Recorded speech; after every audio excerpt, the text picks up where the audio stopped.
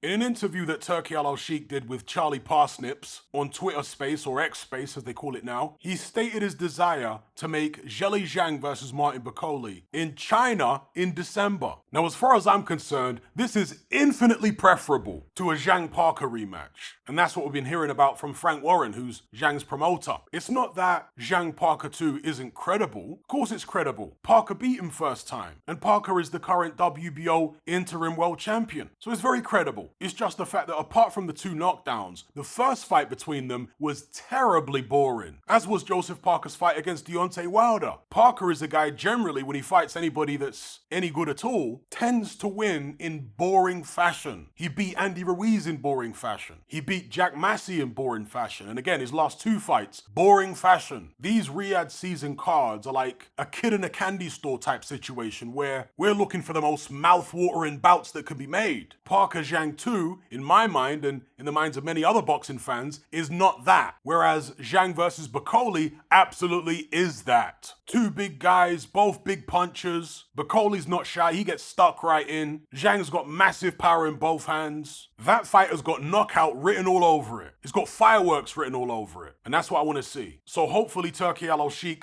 overrules the apparent wishes of Frank Warren, which is to make Parker Zhang 2, and instead gives us Zhang Bakole. I currently favor Bakole in that fight, but he's never been hit as hard as Zhang can hit him. And Martin Bakole does get hit. He doesn't have a great defense. And although he's shown a good chin, he was stopped back in the days by a cruiserweight in Michael Hunter. Never went down in the fight, but he was certainly wobbled on several occasions. So it will be fascinating to see what would happen if the Big Bang connects, detonates that Chinese power on Bakole's chops. And similarly, it will be interesting to see how Zhang copes with Bakole's pace. Because for a big guy, he has a high work rate, throws a lot of punches, applies a lot of pressure. And we know that Zhang's gas tank is suspect. He's run out of gas on a number of occasions. So yeah, this is the fight I want to see. In China, it would make it all the more novel. Imagine how many social credit points Zhang might earn for winning that fight.